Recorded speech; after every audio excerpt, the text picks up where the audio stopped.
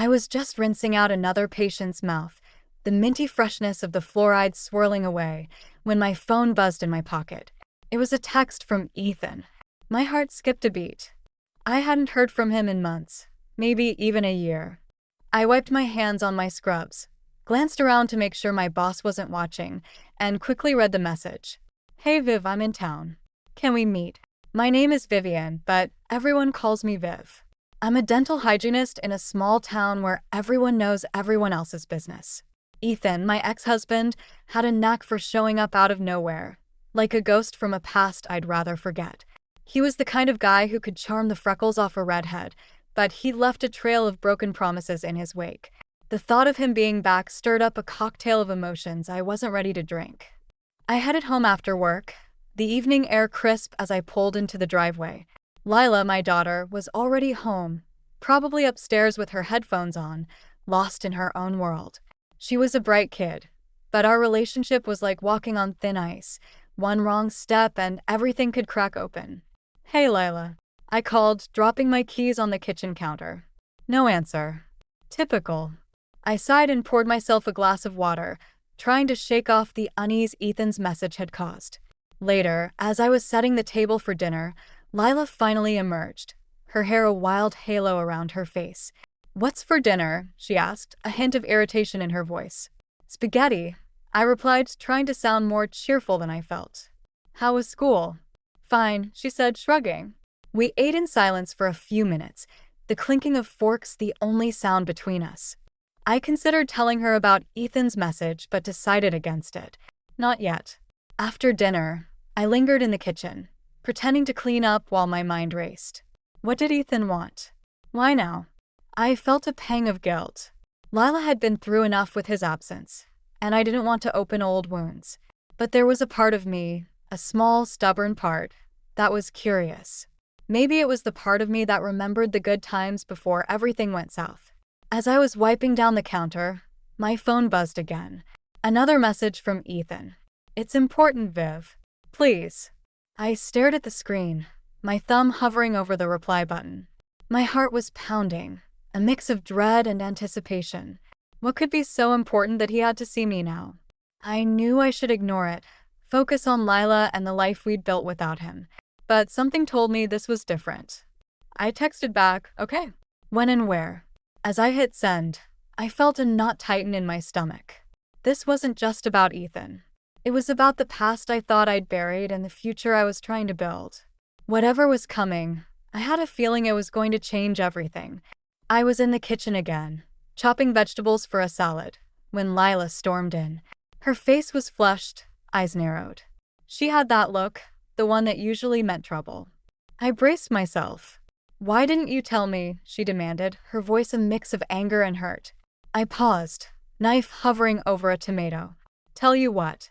That you're meeting Dad," she snapped, arms crossed over her chest. "I saw your texts." My heart sank. I should have known she'd find out. "Lila, I was going to tell you. You just what? Thought you'd sneak around behind my back." Her words were sharp, each one cutting deeper than the last. "I wanted to understand why he's here before I told you," I said, trying to keep my voice calm. "I didn't want to upset you." "Well, too late for that," she shot back, eyes blazing. "I can't believe you're letting him back into our lives after everything." I took a deep breath, setting the knife down. "It's not like that. I just need to know what he wants." "And what about what I want?" Lila's voice cracked, revealing the vulnerability beneath her anger. "He left us, Mom. He left me. And now you're just..." "What?" "Inviting him back in." I reached out, but she pulled away, stepping back as if my touch would burn her. "Lila, I'm not inviting him back. I'm just trying to deal with this the best I can." She shook her head, tears glistening in her eyes. "You always do this. You always let him get to you." Her words stung because there was truth in them. Ethan had a way of slipping past my defenses, and I hated that Lila saw it too. "I'm meeting him tomorrow," I said quietly. "I'll let you know what happens. But I need you to trust me." "Trust you?" she echoed, disbelief coloring her tone. "How can I trust you when you're keeping things from me?" Her words hung in the air, heavy and unyielding. Before I could respond, she turned on her heel and walked out, leaving me standing in the kitchen with the sound of the door slamming behind her. I stood there for a moment, the silence pressing in around me. The salad forgotten, I leaned against the counter, feeling the weight of the situation settle on my shoulders. I'd hoped to protect Lila from more hurt, but instead, I'd driven a wedge between us. The next day, I found myself sitting across from Ethan in a small cafe. He looked older, more worn than I remembered. His charm was still there, but it was muted, overshadowed by something else, regret maybe. "Thanks for coming, Viv," he said, his voice softer than I expected. "Why are you here, Ethan?" I asked, cutting straight to the point. "What do you want?" He hesitated, and I could see the struggle in his eyes. "I want to make things right. For Lila. For us." Us? I raised an eyebrow, skepticism creeping into my voice. "I know I messed up," he admitted, running a hand through his hair. "But I'm trying to fix it." I watched him, trying to decipher his motives. Was this genuine, or just another one of his empty promises? "I'll believe it when I see it," I replied, my tone firm. He nodded, a flicker of something, hope maybe, crossing his face. "I'll prove it to you, Viv. I promise." As I left the cafe, Ethan's words echoed in my mind. Promises. I'd heard them all before, but this time something felt different. Whether that was good or bad, I wasn't sure. But I knew one thing. I had to protect Lila, no matter what. The cafe meeting with Ethan lingered in my mind, a nagging itch I couldn't scratch. I tried to focus on work, but my thoughts kept drifting back to his revelation. Terminally ill. The words echoed, bouncing around my head like a relentless pinball. How was I supposed to tell Lila? Would she even believe me? That evening, I found myself pacing the living room, rehearsing what to say. The clock ticked louder with each passing second. Finally, Lila came home, her expression guarded. I knew I had to do this now, before I lost my nerve. "Lila, can we talk?" I asked, trying to keep my voice steady. She looked at me, suspicion etched into her features. "About what?"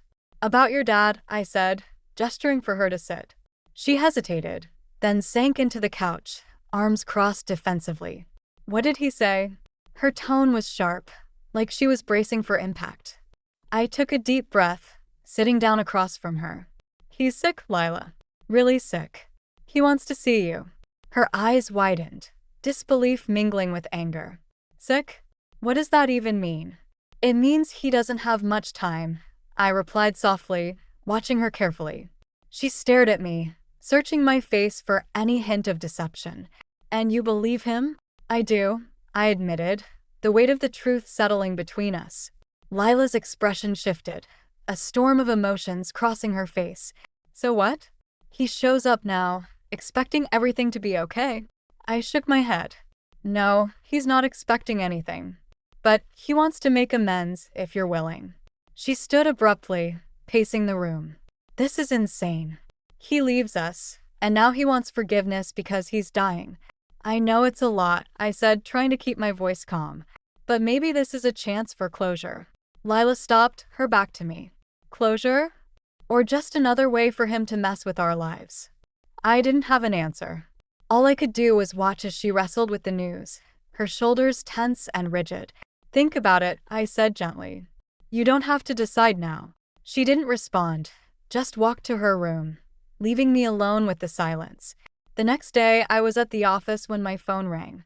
It was Owen. I answered, grateful for the distraction. "Hey, Viv," he said, his voice warm and steady. "How did it go with Lila?" "Not great," I admitted, leaning back in my chair. "She's angry, confused." "I don't blame her." Owen sighed. "It's a lot to process. Give her time." "I know," I said, rubbing my temples. "But I'm worried. This could push her further away. Or bring her closer," he suggested. "You never know." Just then, a text from Ethan popped up. "We need to talk. Urgent." I frowned, a ripple of unease running through me. "Oh, and I've got to go." Ethan just messaged. "Be careful, Viv," he said, concern lacing his words. "I will," I promised, hanging up. I met Ethan later that day, this time in a park. He looked worse, his skin pallid, eyes shadowed with fatigue. "Thanks for coming," he said, his voice strained. "What's going on, Ethan?" I asked, cutting to the chase.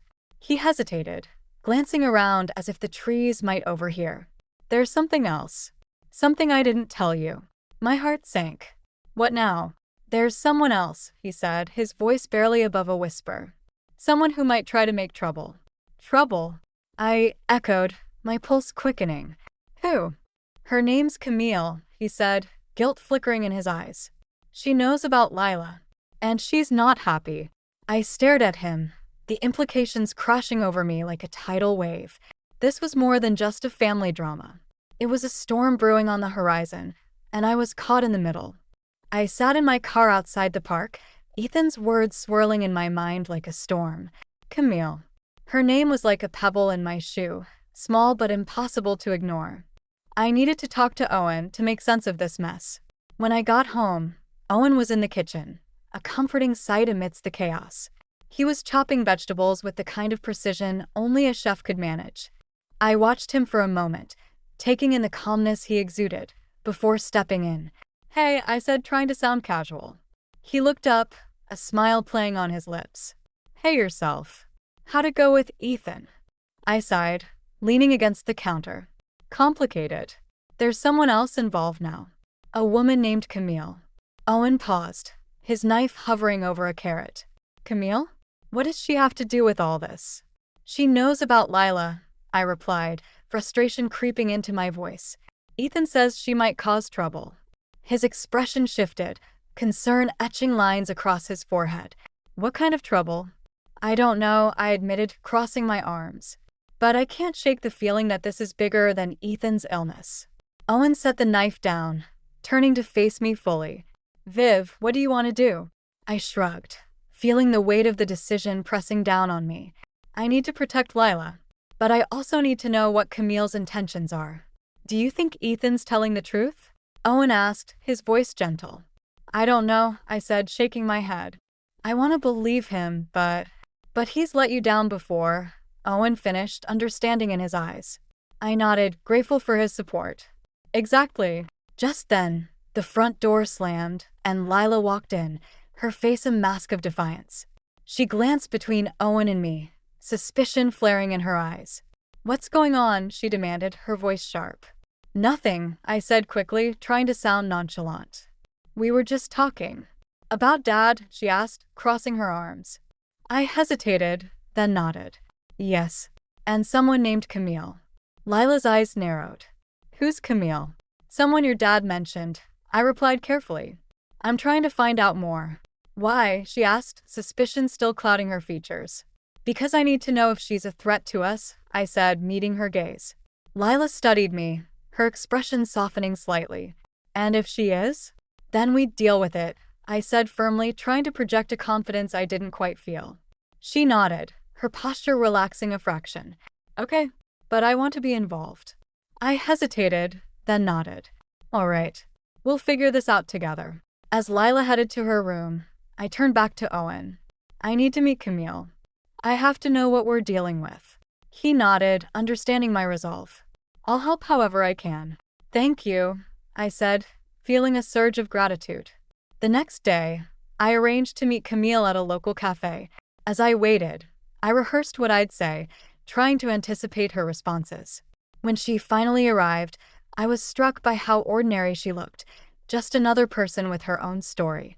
Vivian, she asked, her voice tinged with curiosity. I nodded, gesturing for her to sit. Yes, thanks for meeting me. She sat down, studying me with a mixture of caution and interest. Ethan told me you'd reach out. What's your connection to Ethan? I asked, cutting straight to the point. We work together, she replied, her tone neutral. Or we did, before he got sick. And what do you want with Lila? I pressed, watching her closely. Camille hesitated, a flicker of something, regret, perhaps, crossing her face. I just want to make sure she's okay. Why? I asked, skepticism creeping into my voice. Because Ethan asked me to, she admitted, her gaze steady. And because I care about him. Her words hung in the air, a new layer to the tangled web of relationships. As we talked, I realized Camille wasn't the threat I feared. But her presence meant something else. Ethan's illness had ripples I hadn't anticipated. And as much as I wanted to protect Lila, I couldn't shield her from everything. Leaving the cafe, I felt the weight of the situation settle back onto my shoulders. The stakes were higher than ever, and the path forward was anything but clear. But one thing was certain: I wouldn't back down, no matter what lay ahead. I was just finishing up a late shift at the dental office when my phone buzzed with a message from Lila. It was simple, but loaded with implications. "We need to talk. I'm bringing someone." I had a sinking feeling in my stomach as I drove home, the headlights carving a path through the dark streets. When I pulled into the driveway, Lila's car was already there, and I could see two figures silhouetted against the porch light. One was Lila, the other taller, broader, Caleb. I took a deep breath, bracing myself for whatever was about to unfold. As I approached, Lila's eyes met mine, a mix of defiance and something else, maybe fear. "Hi, Mom," she said, her voice tight. "Lila," I replied, nodding at Caleb. "Caleb." "Vivian," he said smoothly, flashing a smile that didn't reach his eyes. "What's going on?" I asked, trying to keep my tone neutral. "We have news," Lila said, glancing at Caleb for support. I crossed my arms, waiting. "I'm listening." She hesitated, then blurted it out. "We got married." The words hit me like a punch to the gut. I blinked, trying to process the information. "Married? When? How?" "Last weekend," Caleb said, slipping an arm around Lila's shoulders. "We wanted to tell you in person." I felt the ground shift beneath me, the world tilting off its axis. "Lila, why didn't you tell me?" "I knew you'd try to stop us," she replied, her voice defensive. I inhaled sharply, struggling to keep my emotions in check. "I just want what's best for you." "And Caleb is what's best for me," she insisted, her eyes pleading for understanding. I looked at Caleb, trying to see past the charm to the man beneath. "And what about you, Caleb? Why now?" He shrugged, a casual gesture that belied his words. "I love Lila. I want to be there for her." The conversation felt like a chess game, every word a calculated move. I could sense something unspoken between them, a tension that wasn't just about their sudden marriage. "Okay," I said finally, forcing a smile. "Congratulations." Lila's relief was palpable, but Caleb's expression remained unreadable. "Thanks, Vivian," he said, his tone almost sincere. As they headed inside, I lingered on the porch, the cool night air a balm to my frayed nerves. This was a twist I hadn't seen coming, and it complicated everything. How could I protect Lila when she was tied to someone I didn't trust? Inside, the atmosphere was tense. Lila and Caleb sat on the couch, their hands intertwined. I watched them, my mind racing with possibilities and fears. "Lila," I said gently, "are you sure about this?" She nodded, her resolve clear. "I am, Mom. Caleb's what I need." I nodded, swallowing my doubts. "Okay, but if you ever need anything." "I know," she interrupted, her voice softening. "I know you're there for me." The conversation shifted to lighter topics, but the undercurrent of tension remained. Caleb was polite, attentive, but I couldn't shake the feeling that there was more to his story. Later, as I lay in bed, sleep eluded me. My mind kept returning to Camille, to Ethan's words, and now to Caleb. The pieces didn't fit, and the picture they formed was one I couldn't ignore. I realized then that my perception of justice and protection was being tested. I'd always believed in doing what was right for Lila, but what if my idea of right wasn't what she needed? What if I was fighting the wrong battles? As dawn broke, I knew I had to act. I couldn't stand by while Lila's future was at stake. I needed answers, and I needed them fast. The stakes were higher than ever, and I was determined to find the truth, no matter where it led. I was at the clinic, waiting for the results of some routine tests. It was supposed to be just another day, but the doctor's expression told me otherwise as she walked in, a folder clutched tightly in her hand. "Vivian, we need to talk," she said, her voice gentle but firm. I felt a chill run down my spine. "What is it?" She sat down, her eyes meeting mine with a mix of sympathy and professionalism. "We found something concerning." The words hung in the air, heavy and suffocating.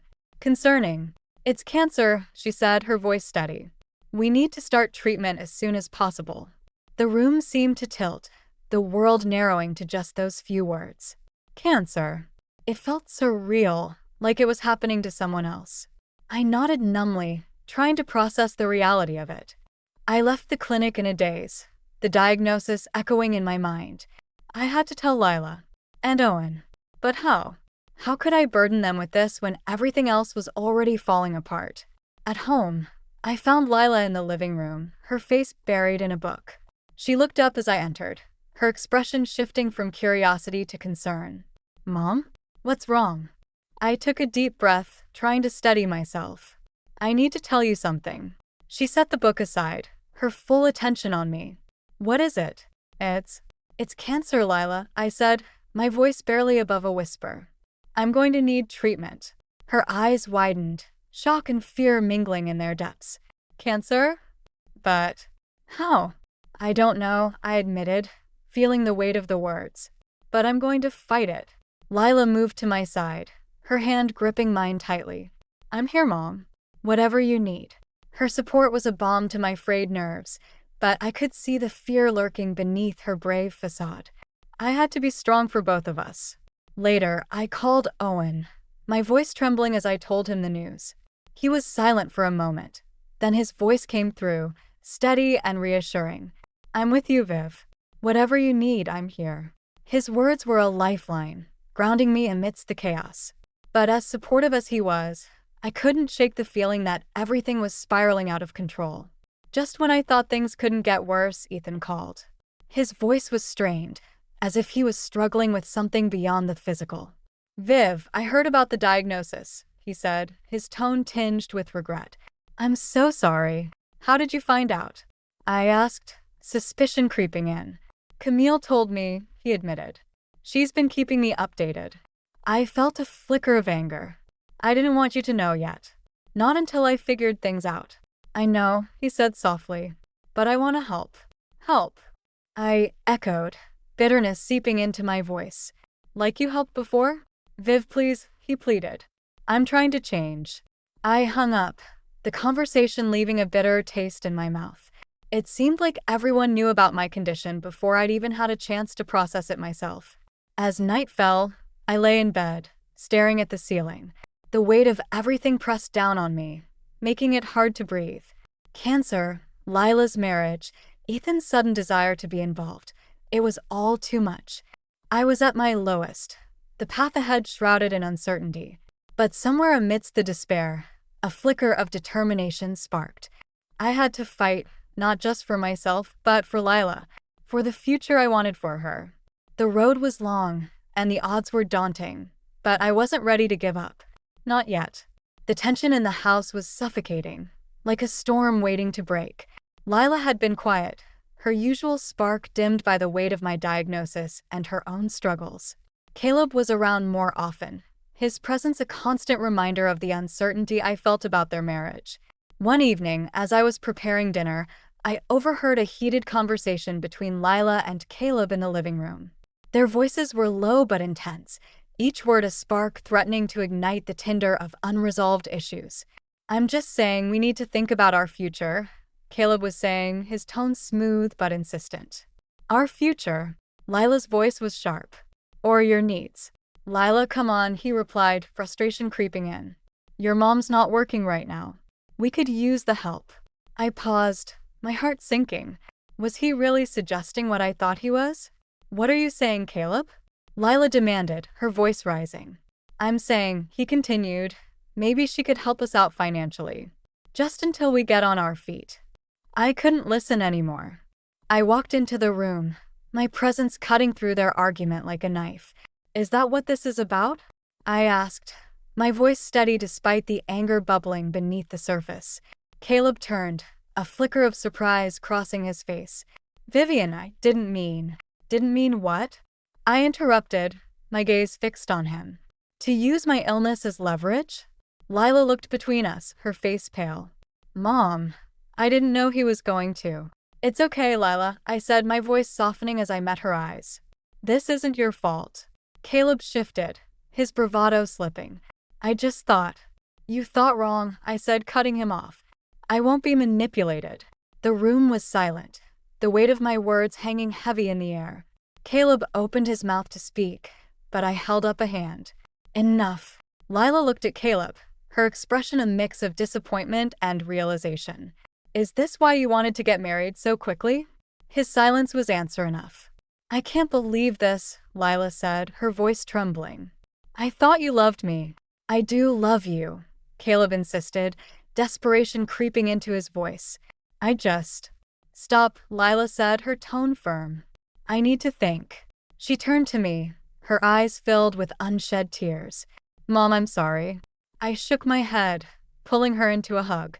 It's okay. We'll figure this out. Caleb watched us, his expression a mix of regret and resignation. I never wanted to hurt you, Lila. She pulled away from me, meeting his gaze. I need some space, Caleb. I need to figure out what I really want. He nodded, the fight leaving him. I understand. As he left, the door closing with a finality that echoed through the house, I felt a sense of relief mixed with sadness. This confrontation had been inevitable, but it was necessary. Lila and I sat together, the silence between us no longer heavy with unspoken words. We'd faced a storm, and though the path ahead was still uncertain, we were stronger for it. In that moment, I realized that true justice wasn't about revenge or retribution.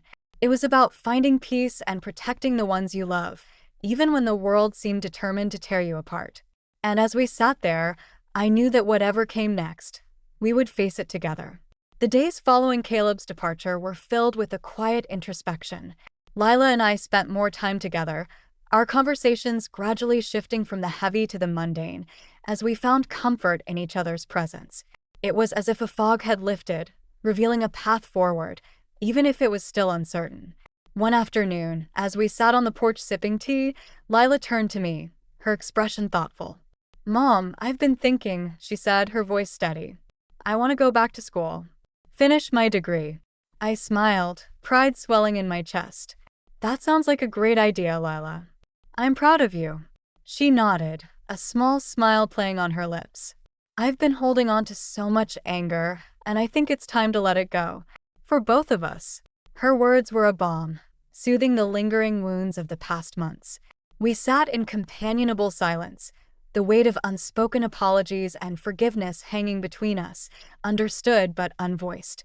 Later, I found myself in the attic, sorting through old boxes.